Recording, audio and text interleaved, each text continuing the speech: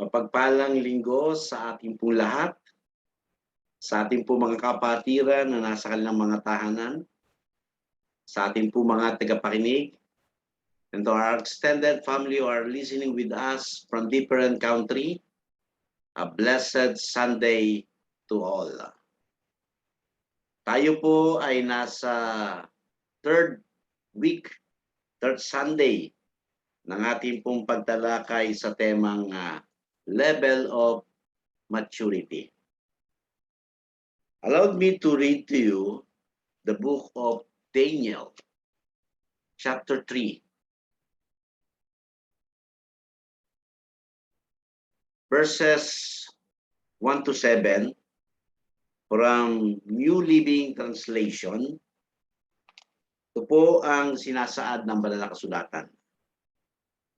King Nebuchadnezzar made a gold statue 90 feet tall and 90 feet wide and set it up on the plain of Dora in the province of Babylon.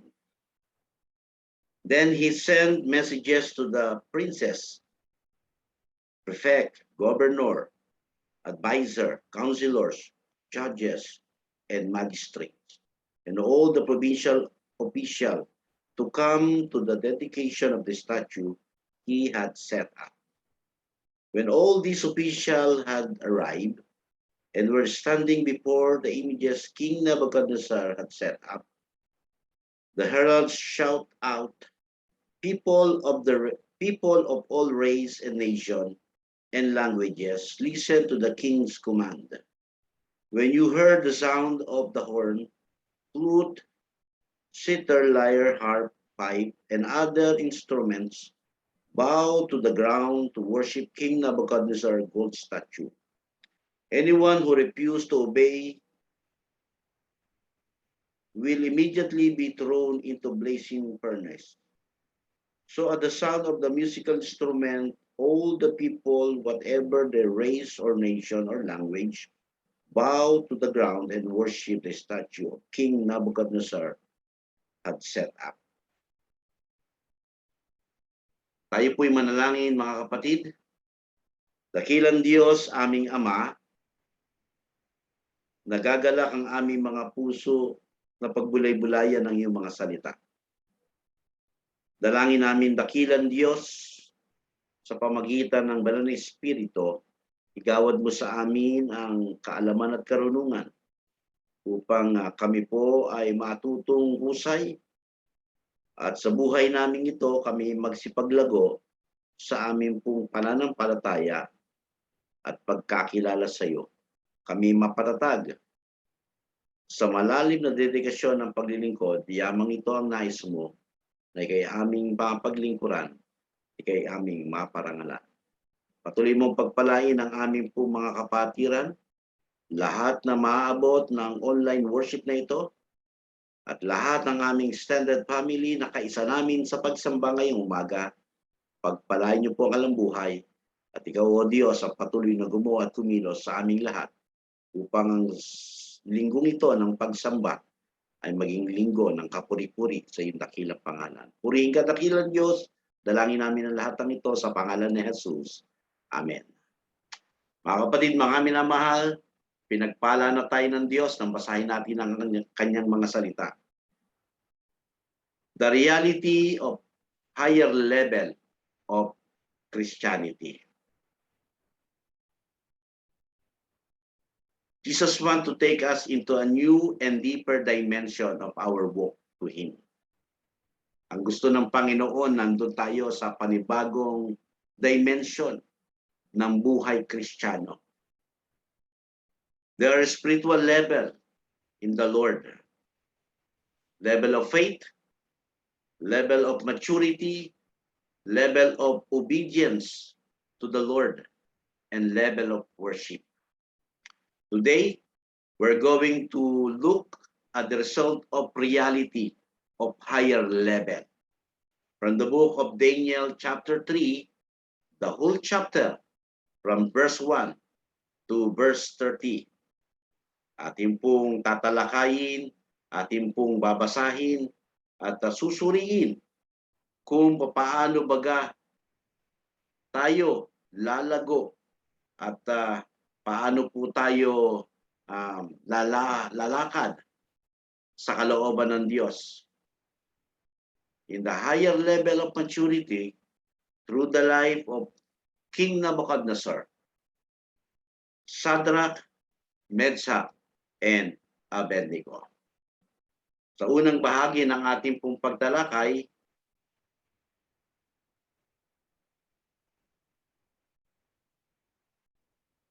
moving in higher level will go against conventional wisdom. What is conventional wisdom? Ano nga ba itong tinatawag na conventional wisdom? Definition of conventional wisdom according to Merriam Dictionary: the generally accepted belief, opinion, judgment, or prediction about particular matter. Meaning, ito na po yung halos tanggap na ng lipunan sa panahon natin ngayon. Example po ng conventional wisdom: never trust a dog to watch your food.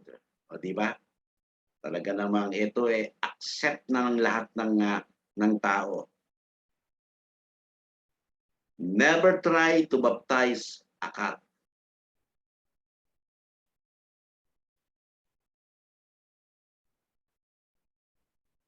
When your dad is mad and asks you, "Do I look stupid?"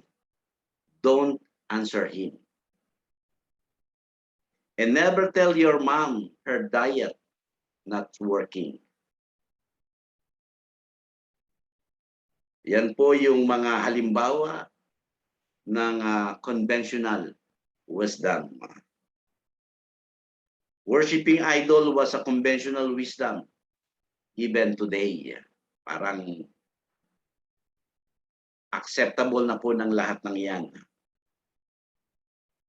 And the higher level of maturity is not popular. Parang hindi po napag-uusapan yung level of maturity. Parang baliwala lang ito sa panahon ng mga Kristiyano.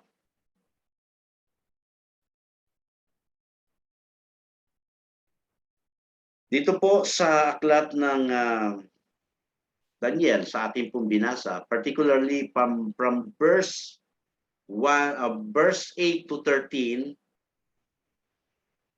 ito po ang sinasaad. But some of the astrologer went to the king and informed on the Jews. They said to King Nebuchadnezzar, "Long live the king. You issue a decree requiring all people to bow down and worship the gold statue when they heard the sound of the musical instrument. That decree also states that those who refuse to obey must be thrown into a blazing furnace. But there are some Jews, Shadrach, Meshach, and Abednego, whom you have put in charge of the province of Babylon. They have defied the majesty of refusing to serve your God or to worship the gold statue you have set up." Then Nebuchadnezzar flew into the rage and ordered Shadrach, Meshach, and Abednego to be brought before him.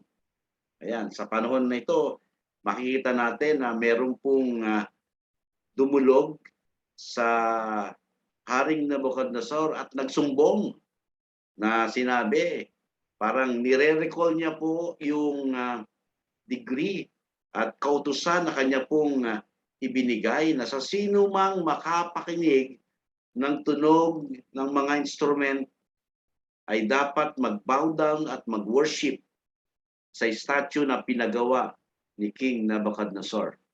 At ang sabi nga po nitong mga astrologer na ito, na itong si Shadrach, Meshach at Abednego na kanilang na itinalaga ng hari na tagapamahala sa province of Babylon sumuway. sa kautusan ng hari. Kaya ipinatawag ng hari itong si Sadrach, Meshach, at Abednego. Sabi sa verse 13, nagalit si Haring Nabucodonosor nang marinig ito at ipinatawag niya ang tatlong lalaki. So mga minamahal mga kapatid, makikita po natin dito yung tinatawag na conventional wisdom. Accepted na po ng lahat. And even yung worship, yung pag-worship sa idol. Alam niyo po ba mga minamahal mga kapatid, it's not about the idol itself, but there are a lot of idols formed as an idols na parang mas higit na pinahalagahan kaysa sa ating Diyos. Ano po ang halimbawa dyan? For example po, hindi man talaga literaling imahen na katulad ng ipinagawa ni King Nabucodonosor na statue. Sometimes career, kalaban po ng Panginoon yung career natin. Bakit? Kasi even the day of the Lord, kapag ka natapat doon sa career, mas pinipili po ng tao na puntahan yung kanyang schedule dahil sa kanyang career, yung kanyang trabaho, yung kaibigan, circle of friends, yung mga activity like binyag, yung wedding, yung reunion, na mas nabibigyang importansya at inuuna kaysa Panginoon. Pero ninyo po ba itong tatlong lalaking magkakaibigan na si Sadrach, Meshach at Abednego sa kabila ng madiing utos ng hari na sa sino mang makapakinig ng mga instrumentong tumutugtog, sila po ay magbabow down at mag-worship sa statue pinagawa ni King Nabucodonosor. At ito pong magkakaibigan, Sadrach at Meshach, Abednego, after they hear the sounds of the instrument, they refuse the degree of King Nabucodonosor. Hindi po sila umayon kahit na ang lahat na po ng nasasakupan ni Haring King Nabucodonosor. Sabi nga po diyan anumang lahi, anumang bansa, ang sabi po, kailangan, sabi doon, people of all race, nation, and languages, listen to the king's command. When you heard the sound of the horn, flute, sitar, lyre, harp, pipe, and other instruments, bow to the ground to worship King Nabucodonosor gold statue. Tingnan niyo po, lahat na po ng tao, sa lahat ng kanya pong nasasakupan. Ibig sabihin, tanggap ng lahat, ito ang umiiral, ito ang ginagawa. But three Jews, Sadrach, Meshach, at Abednego, hindi po umayon. But rather, they choose to refuse the commands of King Nabucodonosor. Sana sa buhay po natin mga kapatid, kung tayo po ay lumalagong Kristiyano, kahit na po uso ng lahat, hindi tayo nakikiuso. Remember what the Word of God telling us? Do not conform to the pattern of this world, but be transformed by renewing of your mind. Kahit na po accepted na ng lahat. Kung ikaw po ay lumalagong Kristiyano at alam mong mali, doon ka sa tama. Na kahit na accept na po ng lahat, ikaw, iiba ka. Para kang tilapia. Anong ibig sabihin? Hindi po sumasabay sa agos, kundi sumasalungat sa agos ng tubig. Pangalawa, moving in a higher level will bring opposition. Ito po yung katotohanan na kapag nandun tayo sa level o higher level of our Christianity, dito naman lumalabas yung mga opposition. When you stand up and stand out, what is holy, count on opposition. Holy living brings conviction, and people don't like to be convicted. Ayan. Kapag ka nandun ka na talaga sa high level of Christianity, merong conviction at pinipiling hindi siya maging convicted. Katulad po ni Shadrach, Meshach at Abednego. Mas pinili po nilang sumuway. At kahit malagay sa bingid ng kamatayan, sila po'y tumindig. So kung ano po yung tama, sila po'y nanindigan. Sa aklat po ng Santiago, chapter 1, verse 2, hanggang pong verse 4, Dear brother and sister,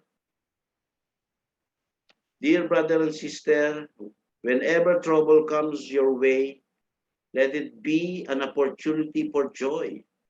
For when your faith is tested, your endurance has a chance to grow. So let it grow. For when your endurance is fully developed, you will be strong in character and ready for anything. Yan po ay hango sa New Living Translation. Sa magandang balita, Biblia, ganito po ang pagkakapahayag. Mga kapatid, magalak kayo kapag kayo'y dumaranas ng iba't ibang uri ng pagsubok. Dapat ninyong malaman na napapatatag ng ating pananampalataya sa pamagitan ng mga pagsubok. At dapat kayong magpakatatag hanggang wakas upang kayo'y maging ganap at walang pagkukulang. Maganda yung pagkakasalin po dito sa New Living Translation. For when your faith is tested, ang sabi po dyan, your endurance has a chance to grow. Has a chance to grow. So let it grow. When your endurance is fully developed, you will be strong in character and ready for anything. You will be ready for anything. Kahit na po sumalungat, handang-handa, ready. Ano? Dito po sa 2 Corinthians chapter 10, verse 3 and 4. Again, sa New Living Translation, we are human, but we don't wage war with human plans and methods. We use God's mighty weapons, not more worldly weapons, to knock down the devil's stronghold. Ayan. Kahit nga daw sabi, even though we are human, sabi po ng Apostol Pablo, we don't use human plans. Hindi po niya ginagamit yung mga plano ng tao or even yung sandata ng sanlibutan ito, but rather, sabi po ng Apostol Pablo ay we use God's mighty weapons. Ayan. Yan po yung mga pamamaraan na ginagawa ng pakikipagdigma ng mga mananampalatayang nasa high level of Christianity, nasa high level of faith in the Lord. We never use worldly weapons to knock down the devil's strongholds. Sa Daniel chapter 3, balik po tayo dito, particularly here in verse 13 to 18. Ganito po ang sinasabi, balik po tayo sa ating teksto. Sabi po diyan, when they were brought in, Nebuchadnezzar said to them, is it true? Tinanong po ni King Nebuchadnezzar itong tatlong to, totoo nga ba? Is it true, Shadrach, Meshach, and Abednego, that you refuse to serve my God or worship the gold statue I have set up? I will give you one more chance. If you bow down and worship the statue I have made, when you heard the sound of the musical instrument, all will be well. But if you refuse, you will be thrown immediately into the blazing furnace. what God will be able to rescue you from my power then. Yan. Tinanong ni King Nebuchadnezzar, totoo nga ba, Shadrach, Meshach at Abednego? Sabi niya, na sinuway ninyo na sambahin ang ginawa kong statue? Sabi niya, bibigyan ko pa kayo ng pagkakataon na kapag narinig ninyo ang mga instrument ay mag-bow down kayo nang hindi na kayo maitapon. Sabi niya, kapag kayo ay sumunod, hindi na kayo ipapatapon. Pero kapag kayo ay sumuway, you will be thrown immediately into the blazing furnace. Sabi niya diyan, imagine, gawin ninyo kung yan, ito napakaganda ng sagot ni Nebuchadnezzar, sabi po diyan, gawin ninyo kung yan ang gusto ninyo, ang Diyos na aming pinaglilingkuran ang magliligtas sa amin sa naglalagablab na pugon at mula sa inyong kapangyarihan. Verse 17. 18. Kung hindi man niya kami ililigtas, hindi pa rin kami maglilingkod sa inyong mga Diyos ni sasamba sa ribultong ginto na pinagawa ninyo. Matindi po yung paninindigan nitong magkakaibigan ni Shadrach, Meshach at Abednego, na kahit po merong oposisyon, sila po'y nanindigan, sila po'y tumindig sa kung anong tama na alam po nila. Sabi niya na po dyan, napakatindi po. Sabi, at kahit hindi pa kami iligtas, hindi pa rin kami maglilingkod sa inyong Diyos ni sasamba sa ribultong ginto na ipinagawa ninyo. What a strong personality. What a strong yung kanilang tinatawag na paninindigan. Talagang tumindig po sila sa kung ano yung kanilang alam na tama. So kahit may oposisyon, pag mali, hindi sumusunod, kundi lalong naninindigan at tumatayo sa kung anong pinaniniwalaang tama. At yung kanila pong strong faith in the Lord, sabi, gawin ninyo yan kung yan ang gusto ninyo. Ang Diyos, ang aming pinaglilingkuran, ang magliligtas sa amin sa naglalagablab na pugon at mula sa inyong kapangyarihan. What is strong faith? Napakataas at napakatayog ng kanyang level of faith, ng kanyang level of maturity. Napakatindi po yan. Pangatlo, moving in higher level will bring the temptation to compromise. Yan po yung katotohanan and reality na nangyayari sa kasalukuyan. Kung kailan ay nagmumove ka sa kung ano yung tama at mabuti, nandiyan naman dumarating yung temptation para mag-compromise. When you are challenged over and over, the natural man wants to compromise and justify the world's view. Diba yung mga natural mans, nagko-compromise at gina-justify pa kung ano yung pananaw sa mundong ito. The true test of your character and integrity is not who are you in public, but who are you in private. Siyempre, in the circle of Christianity, pagka magkakasama po yung mananampalataya, isang kulay. Ano po yung kulay? Kung pula, pula. Kung puti, puti. Ano ho? Pero, kapag ka ikaw ay nasa private life, at meron nando ka sa group of people na hindi ka kilala, lumalabas po yung tunay na kulay. So, nadja-justify po, nagkakaroon ng compromise at nadja-justify yung world's view.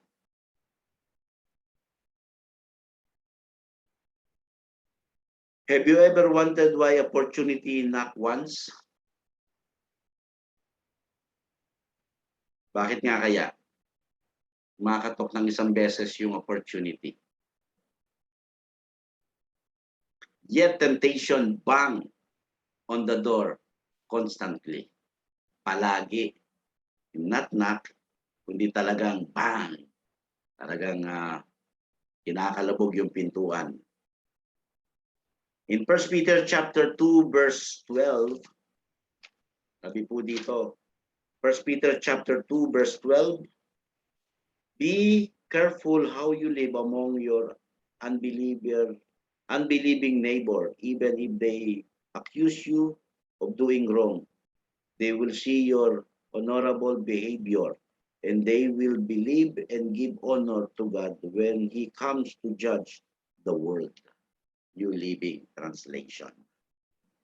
Mamuhay kayo ng maayos sa gitna ng mga hintil upang kahit na pinaparatangan nila kayo ng masama, kapag nakita nila ang inyong mabubuting gawa, ay magpupuri sila sa Diyos sa araw ng kanyang paghuhukom. Purihin ang Diyos. So, kailangan nating maging maingat, kailangan po nating maging maayos. Sabi diyan, to see your honorable behavior. Ayan. Sa verse 16, hanggang sa mga sumusunod na talata, Shadrach, Meshach, at Abednego, sabi niyan, Shadrach, Meshach, at Abednego replied, O Nebuchadnezzar, we do not need to defend ourselves before you. If we are thrown into a blazing furnace, the God whom we serve is able to save us. He will rescue us from the power and majesty. But even if we doesn't, your majesty can be sure that you will never be serve your God or worship the gold statue you have set up. Then, pinahayag po nila yung kanilang strong faith.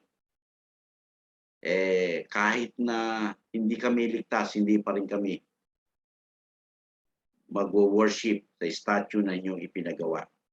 Sabi niya, ang Diyos na aming pinaglilingkuran ang siyang magliligtas sa amin sa inyong kapangyarihan.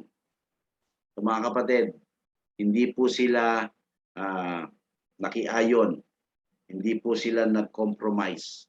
Kahit na meron pong mabigat na magiging penalty. Sabi nga po, kang kabayaran ng kanilang paninindigan, kamatayan. And yet, nanindigan po silang huwag sumunod sa inuutos ng hari. Never compromise sa utos ng hari. So kapatid, magiging strong po ang ating hindi lamang yung personality, kundi yung ating faith, in a sense na kahit po merong panganib na nakabanta, meron po tayong strong faith that God will save us. At kahit hindi po tayo iligtas, hindi pa rin tayo susunod sa pagsamba sa ipinagbabawal ng ating Diyos. Moving in a higher level will produce holy boldness. Ayan. Kapag talagang tayo po ay nandun sa level of Christianity, nandun tayo sa level of faith, nagpo-produce po ito ng holy boldness. They spoke freely and they spoke boldly. Talagang merong tapang at lasan loob na sabihin sa hari na sila ay hindi pa rin sasamba sa ribultong kanilang pinagawa o pinagawa ng hari kahit na sila pa'y mabingit sa kamatayan. Yung talagang nagpo-produce po ng boldness, ng pagiging active. Ayan. Kaya mga kapatid, mga minamahal, kung hindi tayo active sa Panginoon, alam na natin. Alam na natin na nandun pa lang tayo sa mababang level ng ating Christianity. Pero kapag very boldness, talagang mainit sa Panginoon, mainit sa gawain ng Panginoon, hindi na pinapalahanan, siya pa mismo ang tumutuklas at tumaalam kung ano yung mga gawain sa Panginoon, hindi na pinapalo up, kundi meron na siyang boldness, merong involvement, yun po yung mga palatandaan na nagle-level up yung kanila pong spirituality. Nagle-level up yung kanilang Christianity. Meron pong holy boldness. Matthew chapter 10 verse 18 to 20.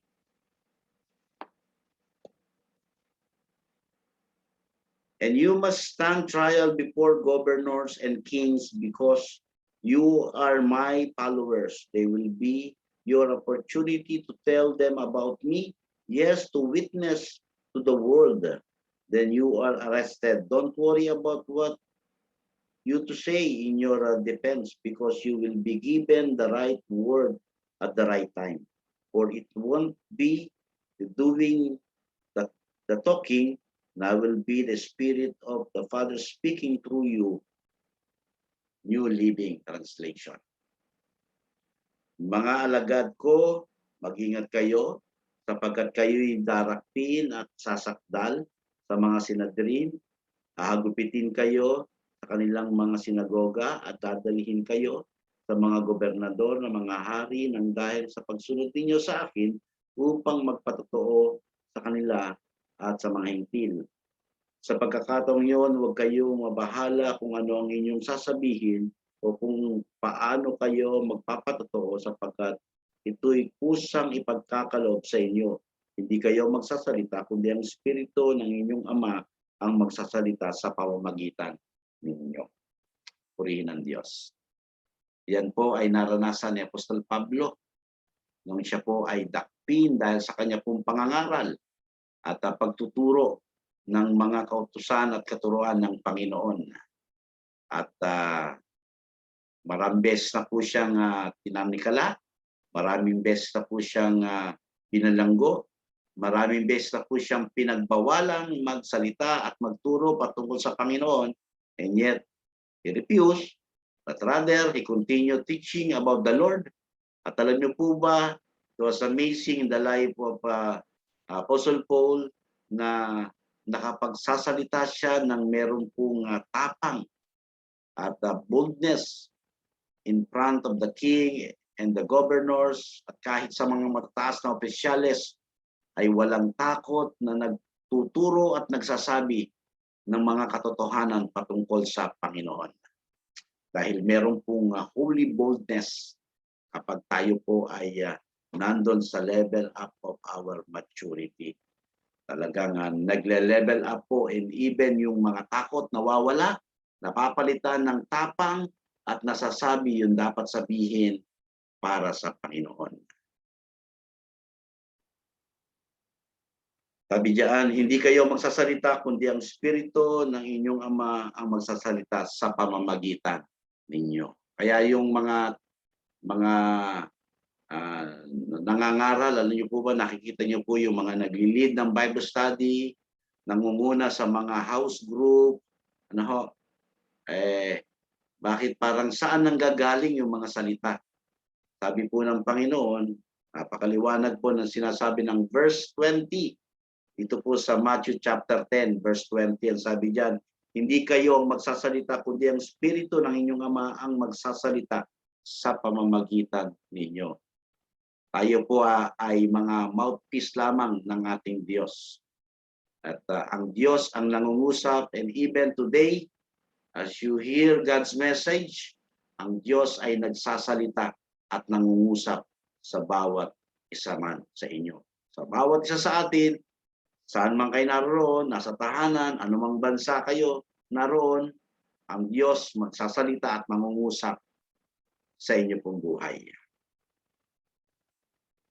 Verse 19 to 30, Nebuchadnezzar was so furious with Shadrach, Meshach, and Abednego that his face became distorted with rage.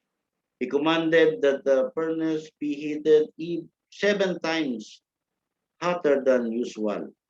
Then he ordered some of the strongest men of his army to bind Shadrach, Meshach, and Abednego and throw them into the blazing furnace.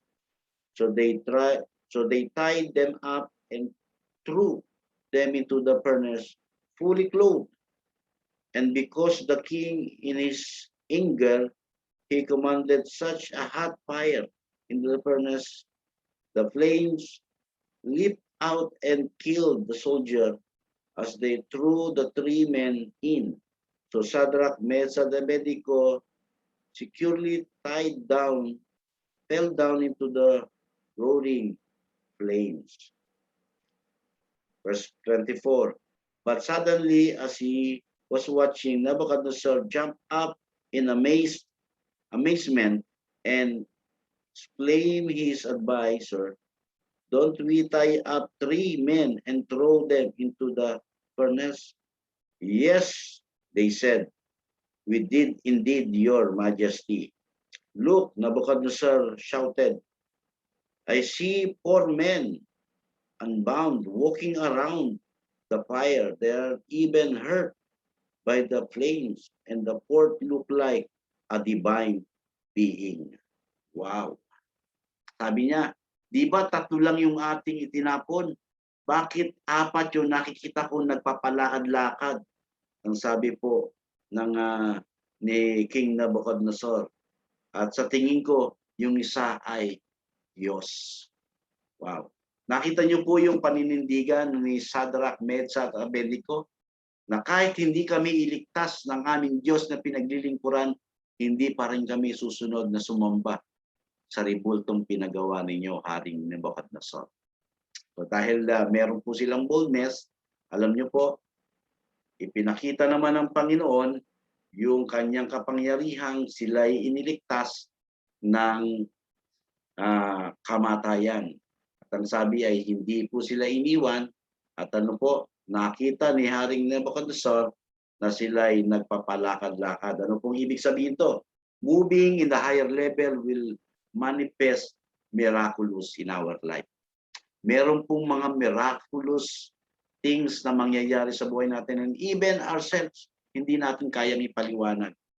Ano, tayo po ay very particular sa mga nangyayari na merong mga batang nahuhulog sa mataas na dako, pero pagdating sa lapag, parang wala man lamang nangyari. Walang hindi nasaktan, walang nabali, walang nasugatan, at laging sinasabi ay yung anghel ng Panginoon ang nag-iingat sa kanya. In reality, brothers and sisters in the Lord, kapag tayo po ay nandoon sa higher level of maturity, if we are in the higher level of Christianity, miraculous will happen. Meron pong mga bagay na mangyayari na hindi natin kayang ipaliwanag. Na ang alam natin, ang Diyos ang gumagawa. Kaya nga, in our prayer sa mga may karamdaman, hindi naman tayo yung nagpapagaling. We are just asking na ang Diyos ang gumawa at kumilos, because we believe in the Lord, all things are possible. Lahat ng bagay na pangyayari sa Panginoon. Kaya sa ating pong pagdulog sa ating Diyos, depende yung ating level of faith, depende sa tao na may karamdaman yung kanyang paniniwala, doon gumagawa at kumikilos ang ating Panginoon. Kaya nga po, mga minamahal, mga kapatid, kapag ka meron pong ipinapanalangin may sakit, hindi ho tayo yung nagpapagaling. Tayo po ay humaharap lamang in behalf of our sister, in behalf of our brother. Tayo po ay dumudulog sa Panginoon in behalf of them. Pero ang tunay na nagpapagaling, ang ating Diyos na makapangyarihan sa lahat. Kaya sa inyo pong mga may karamdaman, hindi rin po nakabase sa amin kung gaano kahusay yung aming pagkakasabi. It's depend on your faith, sa inyo rin pong paniniwala at pananampalataya na ang Diyos ay makapagpapagaling ng anumang uri ng karamdaman. Yung level of your faith nakabase. Dahil ang Diyos gumagawa at kumikilos base sa pananampalataya ng kanyang mga anak. So moving in a higher level will manifest the miraculous in our life. They did not skip. Hindi ho sila tumakas. In fact, si Shadrach, Meshach at Abednego, nang ginapos, hindi po sila nag-refuse. Hinayaan lang po nilang gawin sa kanila yung ganung mga bagay. Hindi po sila nanlaban, hindi po sila nagrebelde, but rather, hinayaan lang nila. Kasi sa kanilang paniniwala, ililigtas sila ng Diyos. At yun nga po yung nangyari. Sometimes God deliver us from the trials. Sometimes He deliver out of trials. When you move in a higher level, you will find divine intervention. Meron pong paggawa at pagkilos ng ating Panginoon. Dito po sa James chapter 4, verse 7 to 10, so humble yourself before God, resist the devil, and He will flee from you. Draw close to God, and God will draw close to you. Wash your hand, you sinners. Purify your heart, you hypocrites. Let there be tears of the wrong things you have done. Let there be sorrow and deep grief. Let there be sadness instead of laughter and gloom instead of joy. Then you bow down before the Lord and admit your dependence on Him. He will lift you up and give you honor. New Living Translation. Dito po sa Magandang Balita Biblia, ganito po ang pagkakasabi. Kaya nga, pasakop kayo sa kapangyarihan ng Diyos, labanan ninyo ang dyablo at lalayuan niya kayo. Lumapit kayo sa Diyos at lalapit siya sa inyo. Linisin ninyo ang inyong mga kamay, kayong mga makasalanan. Linisin ninyo ang inyong mga puso, kayong pabago-bago ng isip. Hinagpis kayo at umiyak at tumangis. Palitan ninyo ng pagluha ang inyong tawanan at ang kalungkutan ng inyong kagalakan. Magpakumbaba kayo sa harapan ng Panginoon at itataas niya kayo. Ang nagpapakababa, tinataas ng Diyos, ngunit ang nagmamataas, ibinababa ng Panginoon. If you want to see the miraculous move in the higher level of Christianity, kung talagang gusto mong ma-witness yung mga miraculous things na nangyayari sa buhay ng iba, makikita mo sa buhay mo, mag-move ka in the higher level of Christianity. 28 hanggang 30, sabi po dyan, then Nebuchadnezzar said, praise to the God of Shadrach, Meshach, at Abednego. Imagine yung kaninang king Nebuchadnezzar na galit dahil nag-refuse itong Shadrach, Meshach, at Abednego. Sa kanyang galit ay ikapitong ulit na pinainit yung pugon. Ang sabi, tinawag niya yung kanyang pinakamalakas na nakawal at iginapos si Shadrach, Meshach, at Abednego at inihulog sa pugon. At sa sobrang init ng pugon, namatay yung pinakamalakas na kawal na naghulog kay Shadrach, Meshach, at Abednego. Imagine, yung kawal na nagbitbit, sabi doon, description, ito yung pinakamalakas niyang kawal, ito yung namatay sa sobrang init ng pugon. Imagine. Pero nung masaksihan niya ang lahat ng pangyayari ng pagkilos ng kamay ng Panginoon kay Shadrach, Meshach, at Abednego, anong sabi niya? Praise to the God of Shadrach, Meshach, at Abednego. He sent His angel to rescue His servant who trusted in Him. They defied the king's command and were willing to die after than serve or worship any God except their own God. Therefore, I make this decree, if any people, whatever their race or nation or language, speak a word against the God of Shadrach, Meshach, and Abednego, they will be turned brain and limb in their houses, and they will be crushed into the heap and rubble. There is no other God who can rescue like this. Then the king promoted Shadrach, Meshach, and Abednego to even higher position in the province of Babylon. Wow! Walang katulad ng Diyos ni Shadrach, Meshach, at Abednego na makapagliligtas sa kanila. Kaya sino man daw ang magsalita against sa Diyos ni Shadrach, Meshach, at Abednego ay ang tindi. Sabi niya diyan, kaya ipinahayag ng utos, sino man mula sa alimang lahi, bansa o wika na magsalita laban sa Diyos ni Shadrach, Meshach, at Abednego ay papatayin at ang kanilang bahay ay wawasakin. Walang ibang Diyos na makapagliligtas sa tao tulad ng ginawa ng kanilang Diyos. Napakatindi yung declaration, powerful declaration ng ginawa ng King Nebuchadnezzar. Bakit? Kasi nga nakita niya yung miraculous things in the life of Shadrach, Meshach, at Abednego because of their level of Christianity and level of faith and maturity. Moving in a higher level brings higher levels. Kapag nandun ka dun sa higher level, hahantong ka talaga dun sa higher level na gusto mo. Ladderize yung faith. At sa bawat hakbang ng paglago, patas ng patas, tumataas po yung ating pong pananampalataya at buhay pananampalataya sa ating Diyos. They were promoted because of the miraculous. Talagang na-promote, di ba? Itinaas pa sa tungkulin itong si Shadrach, Meshach, at Abednego dahil sa kahangahangang nasaksihan ng hari sa pamagitan ng Diyos na pinaglilingkuran ni Shadrach, Meshach, at Abednego.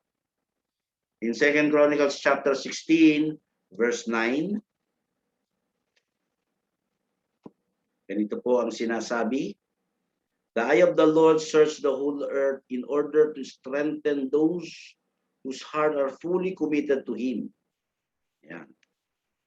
Sa magandang balita, Biblia, nagmamasid si Yahweh sa buong daigdig upang tumulong sa lahat ng tapat sa Kanya dahil sa kahangalan mong ito mula ngayon, lagi kang magkakaroon ng digmaan. So ang hinahanap ng mga ng Diyos, hinahanap niya, ang sabi, yung mga tapat sa Kanya. Bakit? Para saan? Para tulungan ng Diyos. Kaya kapatid, kung ikaw man ay nahihirapan sa kasalukuyan because of pandemic, huwag po tayong mabahala, huwag kang matakot. Bakit? Because God will help you. God is willing to help you. Tutulungan ka ng Diyos. As a result, God was exalted. So where Shadrach, Meshach, and Abednego promoted in the higher level of position in Babylon. Matthew chapter 23, verse 12.